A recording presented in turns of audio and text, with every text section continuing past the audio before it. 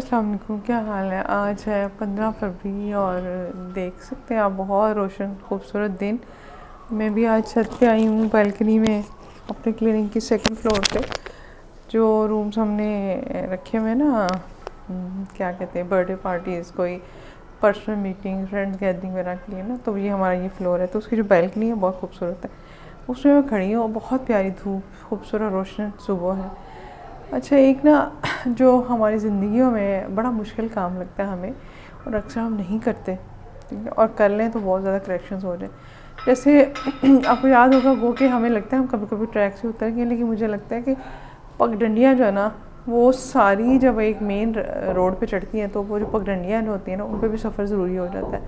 Main road हमारी ये थी गुड ह्यूमन बीइंग, तो उसकी पगडंडियाँ छोटी छोटी, कभी हम उसमें वेलनेस ले आते हैं, कभी हम उसमें सोशल इश्यूज़ ले आते हैं, कभी हम उसमें टीन एज का कोई प्रॉब्लम पेरेंट्स कर ले आते हैं कभी कभार और इसी तरह के टॉपिक्स में कि पर्सनल इंटेग्रिटी क्या है उस पर ले आते हैं। तो ये उसी की आप समझ लें कि पगडंडियाँ उस मेन रोड जिस पे हम चलना चाह रहे हैं, उसमें आज एक ये है कि अपॉलॉजीज़, ठीक है, माज़रत कर लेना। हमारा ख्याल है कि हम किसी से माफ़ी मांग के माज़रत करके हम छोटे हो जाते हैं, हमारी बेइज्जती हो जाती है, हमारी क्या कहते हैं, अना हर्ट हो जाती है। तो कहा जाता है कि इंसान की जो बड़ाई है ना, विजडम, एक वाइज इंसान वो होता है जो अपॉलॉजीज़ कर ले और माफ़ी मांग ले। अपॉलॉजीज़ है एक माज़रत खाना रवैया या माज़रत, ठीक है, उसके बाद फिर माफ़ी मांगना होता है कि मुझसे गलती हो गई, मैंने गलत कर दिया तो इससे हमें लगता है जैसे इंसान छोटा होता है, इससे छोटा नहीं होता, इंसान बड़ा होता है, उसका कद बड़ा हो जाता है, ठीक है, बाहर नहीं बड़ा होता है लेकिन उसके किरदार का कद बड़ा हो जाता है, ठीक है। करैक्टर बिल्डिंग में हम जा रहे हैं, तो करैक्टर बिल्डिंग में है कि जब आप से गलती हो जाए, कुछ गलत काम हो जाए, आप किसी को हर्ट कर दें बुरे अल्फाज कह दें, किसी के बारे में मिसअंडरस्टैंडिंग हो जाए, किसी को नुकसान पहुँचा दें, तो माज़रत कर लें।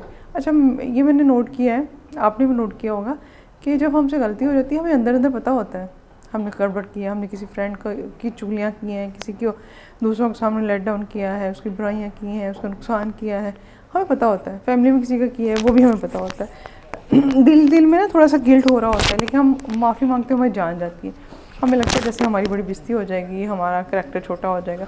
हालांकि इसके ऑपोजिट है, हमारा करैक्टर भी बड़ा होता है, हमारी पर्सनैलिटी ग्रो करती है, और दूसरों की नज़रों में ना हमारी इज़्ज़त बढ़ जाती है। ये हमें लग रहा होता है कम होगी, ऐसा नहीं होता। तो जब भी आपको लगे कि कुछ गड़बड़ हो गई है, तो अपने करैक्टर की बिल्डिंग के लिए, अपने आप को बड़ा बनाने के लिए, अपने नफ्स की क्या कहते हैं ग्रोथ के लिए आप आगे बढ़ें और माज़रत करें। और समटाइम भी होता है कि आपसे ऐसी गलती हो जाती है जो एक फ्रेंड के साथ आपने किया होता है बुरा, और वो सारे ग्रुप को आपने फैलाया होता है, या फैमिली में आपने किसी बहन भाई की ऐसी चुगली बुराई कर दी होती है जिससे उसकी बाकी सबकी नज़रों में उसका मुकाम गिर जाता है। तो अगर ऐसा हो जाए तो सबसे बड़ी ग्रेटनेस है कि उन सब लोगों के दरमियान उससे माज़रत कर लें कि मुझे गलत फहमी हो गई थी, मुझे मिसअंडरस्टैंडिंग हो गई थी, मैंने आपके बारे में गलत बात कर दी, ऐसा नहीं। ये तो बहुत, मैं कहती हूँ, हाइट है ना वो ग्रेटनेस की, एक हाइट ऑफ करैक्टर है, करैक्टर बिल्डिंग की, कि बहुत अच्छा किसी का बना हो तो वो इतनी हिम्मत कर सकता है। लेकिन हमने उस मुकाम पे तो पहुंचना है ना, और गलतियाँ हम सब करते हैं। अच्छा, माफ़ी मांगने का मतलब ये कभी नहीं होता कि आप कमज़ोर हैं या आप नालायक हैं, आप नखट्टू नकम्मे, आपसे गलतियाँ होती हैं। इसका मतलब ये होता है कि आपके अंदर हमदर्दी है, आपके अंदर एम्पैथी है और सिंपैथी है, ठीक है, आपके अंदर एहसास है और हमदर्दी है, आपके अंदर अल्लाह का खौफ है, आपके अंदर गुनाह सवाब की, हराम हलाल की, गलत सही की तमीज़ है। तो ये तो बहुत अच्छी बात होती है ना कि इंसान को पता हो। मेरा ख्याल है कि मेरे सब जिसको भी जिस एज में एहसास हो जाए बड़ी बात है, लेकिन ख़ास तौर पे अब कहती हूँ जब हम 50s में जा रहे हैं, 40s में जा रहे हैं, तो अब तो हमारे लिए कोई गुंजाइश ही नहीं है कि हम अपने करैक्टर को बेराह रवैये पे छोड़ दें। बेराह रवैये का मतलब ये है कि हम गलतियाँ करते चले जाएँ, एथिकल गलतियाँ, रिलेशंस की गलतियाँ। तो अब इस एज में हम अफोर्ड नहीं कर सकते कि हम मज़ीद गड़बड़ें करें, तो इसलिए हमने अपनी बिल्डिंग करनी है, अपने करैक्टर बिल्डिंग करनी है। अच्छा, एक और बात इसमें मैंने कह दी, समटाइम ये होता है हमारा हौसला नहीं पड़ रहा होता करने का ना, किसी से माफ़ी मांगने को, माज़रत करने के, तो एक उसकी कॉम्पनसेशन के भी तरीके हैं। आप उनके लिए कोई गिफ्ट ले जाएं, उनसे जो रिलेटिव लोग हैं उनकी खिदमत कर लें, उनका ख्याल कर लें, उनकी बर्थडे पे विश कर दें, गिफ्ट भिजवा दें, उनकी तारीफ़ें करना शुरू कर दें, आप उनके फ़ायदे के काम शुरू कर दें, कोई ऐसा डायरेक्टली इनडायरेक्टली काम करें जिससे उस बंदे का फ़ायदा हो जाए, जिसकी आपने बुराइयाँ की हैं, जिसको आपने हर्ट किया हुआ है, जिसका आपने नुकसान किया हुआ है। तो ये इनडायरेक्ट सी चीज़ें होती हैं जिससे हमें फ़ायदा हो जाता है। अच्छा, एक दफ़ा ये वाक़या, क्योंकि मैं ख़ुद को भी, मैंने कहा ना कि ये जिस रोड पे हम चल रहे हैं ना, या मैं आपको लेके चलना चाह रही हूँ, उस पर सबसे ज़्यादा मुझे ज़रूरत है, मुझे अपनी करैक्टर बिल्डिंग की ज़रूरत है, इसलिए मैं आपके साथ चल रही हूँ और आपको भी साथ लेके चलती हूँ। अच्छा, एक दफ़ा ये हुआ कि मैंने टूथपेस्ट नहीं, वो टीथ वाइटनिंग मेरे वो लगा हुआ था, क्या उसको बोलते हैं, पिगमेंटेशन हुई हुई थी दांतों पे। तो मैंने अपने हस्बैंड से कहीं बाहर गए किसी मुल्क में, तो मैंने कहा कि मुझे ना एक टीथ क्लीनिंग के लिए, मुझे डर लगता था डेंटिस्ट के पास जाके, वो 2 दफ़ा मैंने कराई स्केलिंग, लेकिन मुझे कुछ प्रॉब्लम हो गई। अच्छा, वो मंगवाई, तो वो ना मेरी बेटी हमेशा मुझे बता के चीज़ें लेके जाती है, लेकिन वो सब मुझे बगैर बताए वो लेगी, ठीक है, वो आउट ऑफ सिटी पड़ती है। अब मुझे लगा कि जो मेरी हेल्पर है ना, जो है सैनिटरी वर्कर है हमारे घर में, उसने कहीं आगे पीछे की है ना, वो पहले भी चीज़ें आगे पीछे रख देती थी, लेकिन वो बेचारी तो अपनी सफाई करते अपनी तरफ से, जो उसको नीट लगता था, जहाँ रखनी चाहिए वहाँ रखती थी। अच्छा, मैंने उसको डांटा, मैंने कहा ये तुमने की है आगे पीछे, मुझे ढूंढ के दो ना। वो ना, उसने कहा मैंने नहीं की, लेकिन वो चीज़ें ढूंढती रही। अच्छा, उसके बाद फिर मैंने, मेरी बेटी उसको कॉल ना करे, कॉल उठा नहीं रही थी, मैं उसको कर रही थी। जब मेरा उससे रब्ता हुआ तो उसने कहा कि मैं लेके गई हूँ ना मामा, सॉरी मैं आपको बताना भूल गई।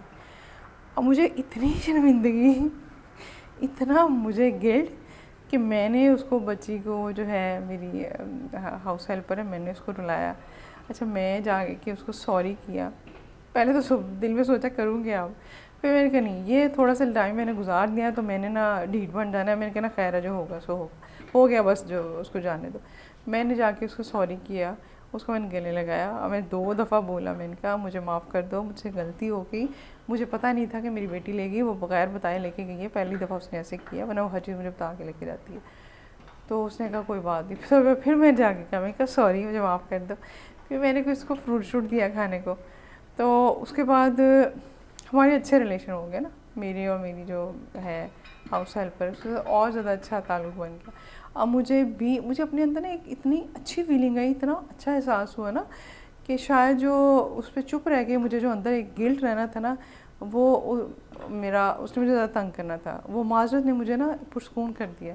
तो ये जो होती है ना, अगर माफ़ी मांग लेना, किसी से एक्सप्रेस कर देना कि मुझसे गलती हो गई है, उससे क्या होता है, आपके अंदर जो एक बदबू फैलनी होती है ना, गिल्ट की, टेंशन की, वो ख़त्म हो जाती है। और कई दफ़ा ये होता है, हम किसी के साथ गलत करते हैं, तो हम उस बजाय ये कि हम उसको अंडू करें, हम मज़ीद उस बंदे को और तंग कर रहे होते हैं।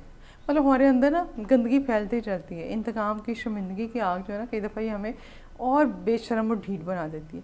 तो हमने उस मुकाम से बचना है कि जिस पे फिर अल्लाह पाक कुरान में कहते हैं कि उनके दिलों पर मोहर लग गई है। तो मोहर ये नहीं होता कि कोई किसी ने स्टैम्प पकड़ के लगा दी, मोहर यही होता है जो इंसान ढीठ हो जाए और उसको बुराई ना लगे, और उसको पता भी हो कि गलत है, लेकिन उसके बावजूद वो उसको अंडू करने की कोशिश ना करे।